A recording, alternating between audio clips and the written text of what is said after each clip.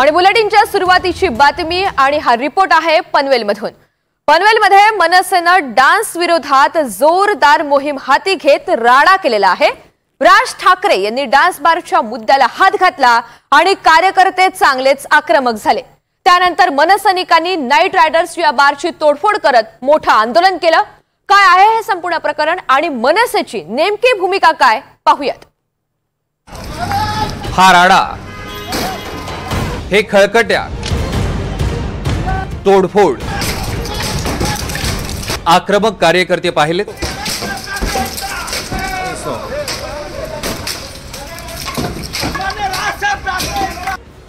सर्वाधिक dance bar हे रायगड जिल्ह्यामध्ये।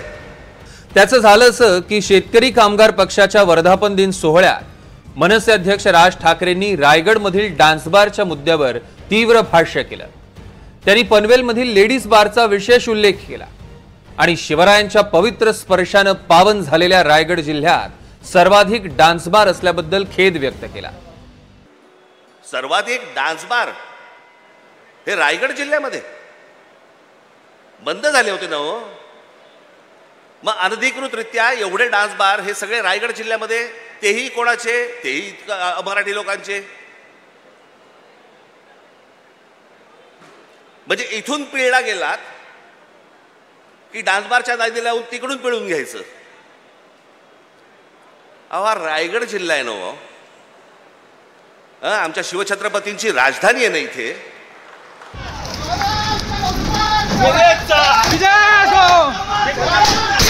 या वक्तव्यानंतर 12 तासातच कार्यकर्त्यांनी अनधिकृत बार विरोधात मोहीम उघडली। पनवेलच्या कोनगाव मधल्या नाईट रायडर डान्स बार मध्ये त्यांनी खळखट्याक मोहीम राबवली आणि अनधिकृत बार बंद झालेच पाहिजे अशी भूमिका घेतली। आता राज ठाकरेंनी एखाद्या मुद्द्यावर भाष्य केलं की मनसैनिक आक्रमक होतात, हे काही नवीन नाहीये।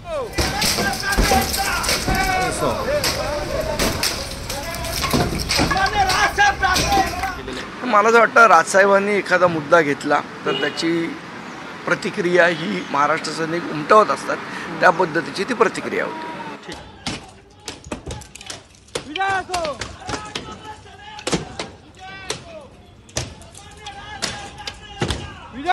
बार तोडफोड प्रकरणी मनसैनिकांवर दंगलीचे गुन्हे दाखल करण्यात आले। पनवेल परिसरात अनेक अनधिकृत बार आहेत। सध्या आपण आहोत नवी मुंबईमधील पनवेल या ठिकाणी। हे कोनगाव आहे। या ठिकाणी जर आपण पाहिलं तर कमीत कमी 10 ते 15 बार जे आहेत या ठिकाणी चालू आहेत। काल शेतकरी कामगार पक्षाचा वर्धापन दिन होता ना, त्यामध्ये राज ठाकरे यांनी या ठिकाणी रायगड जे आहे याच्यामध्ये छत्रपती शिवाजी महाराजांची पावनभूमी आहे आणि या रायगड जिल्ह्यामध्ये कोण गावामध्ये भरमसाठ बार जे आहेत बेकायदेशीर चालू आहेत। दुसरीकडे अशा पावनभूमीमध्ये जे आहे बार चालूच कशा, असा त्यांनी प्रश्न उपस्थित केल्यानंतर काल रात्री मनसे कार्यकर्ते योगेश चिले आणि मनसेचे जवळ 15 ते 20 कार्यकर्त्यांनी हा टाइम्स बार जो आहे, जो नाईट रायडर बार जो आहे फोडलेला आहे। आपण माझ्या माझ्या समोर हे बघू शकता, एका स्पॉटला आपण उभे आहोत। आपल्या फक्त एका स्पॉटवरून जवळपास 6 ते 7 बार एकत्रित दिसतात। पुढे जर आणखी आपण गेलो तर पुढे आणखी 5 ते 7 बार आहेत।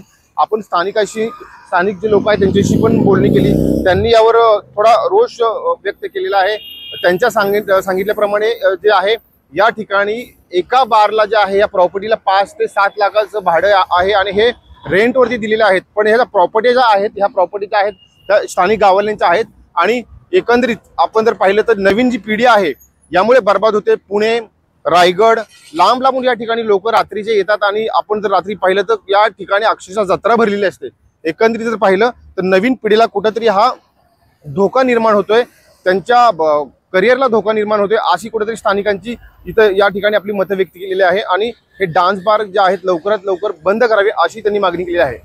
एकट्या पनवेलमध्ये हे चित्र असलं तरी राज्यभरात डान्स बार बंदी निव्वळ कागदावर असल्याचं चित्र आहे। ऑगस्ट 2005 तत्कालीन गृहमंत्री RR पाटलांकडनं डान्स बार बंदीची घोषणा।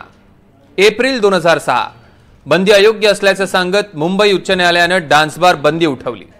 जुलै 2013 उच्च न्यायालयाचा निर्णय कायम ठेवत डान्स बार बंदीची आवश्यकता नसल्याचं सर्वोच्च न्यायालयाचं मत। जून 2014 विधिमंडळात डान्स बार बंदीबाबतचा कायदा मंजूर करत डान्स बार बंदी पुन्हा लागू।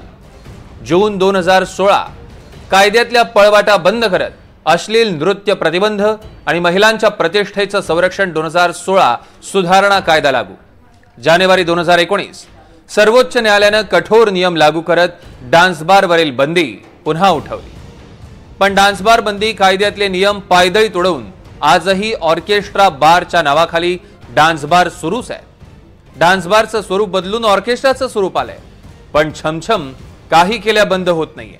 याची एक प्रकारे कबुलीच शिवसेना नेते रामदास कदमांनी दिली आहे. महाराष्ट्रामध्ये जिथं लेडीज बार असतील ते सगळं साफ करून टाका. एक गोष्ट फक्त आपल्या माध्यमातून आज मुद्दाम आम्ही आपल्याला सांगतोय, मी आज हे बोलणार नव्हतो, आज मुद्दाम सांगतोय. हे फक्त प्रकरण जे घडलंय ते फक्त योगेश दादांनी वाशीमध्ये लेडीज बार बंद केला म्हणून काही पोलिसांनी योगेश दादाला फोन केले होते की साहेब तुम्ही थांबवा म्हणून, आणि ते थांबवलं नाही म्हणून हेतुपुरस्कार काही पोलिसांनी केलेले हे बदनाम करण्याचं कटकारस्थान आहे. भविष्यामध्ये आपल्याला लक्षात येईल. याबाबत मी स्वतः महाराष्ट्राचे मुख्यमंत्री देवेंद्रजी फडणवीस यांच्याकडे बोललोय आणि याबाबत आम्ही चौकशी करणार आहोत नेमके पोलीस कोण आहेत. तर स्थानिकांद्वारे अनधिकृत बार विरोधात अनेकदा तक्रारी करूनही कारवाई होत नसल्याचं सांगण्यात येत आहे. आता हे एक इशारा आहे डान्स बार मालकांना की हे डान्स बार लवकरात लवकर बंद करा, आणि शासनाला देखील एक इशारा आहे की ह्याच्यावर त्वरित कारवाई करून हे डान्स बार लवकरात लवकर बंद करण्यात यावे. असं वाटतं आता घ्यावं लागतो ना, कारण का इलिगल बार आहेत हे जगाला माहिती आहे, पण त्याच्यावर कारवाई शासन घेत नसेल तर कोणीतरी घेतली पाहिजे. रायगड जिल्हा हा छत्रपती शिवाजी महाराजांची पावनभूमी असलेला जिल्हा आहे. या जिल्ह्यामध्ये पनवेल शहर येतं. या पनवेल शहरामध्ये 20 ते 25 डान्स बार चालू आहेत, जे सकाळी 4 ते 5 वाजेपर्यंत चालू असतात. ह्या बारवरती राजकीय पक्षाचे कार्यकर्ते येऊन कारवाई करतात, परंतु पोलीस प्रशासनाकडून कोणतीही कारवाई केली जात नाही. अगदी सकारात्मक भूमिका आहे जी राजसाहेब नेहमी म्हणतात की आज जे महाराष्ट्रामध्ये घडतंय आणि ते घडण्याचं कारण सुद्धा कायदेच आहेत ना. तुम्ही एकीकडे कायद्याचं बंधन लोकांसाठी ठेवता, पण जे बारसाठी कायदे केलेले आहेत त्याचं पालन का होत नाही, ते पण व्हायला पाहिजेत ना.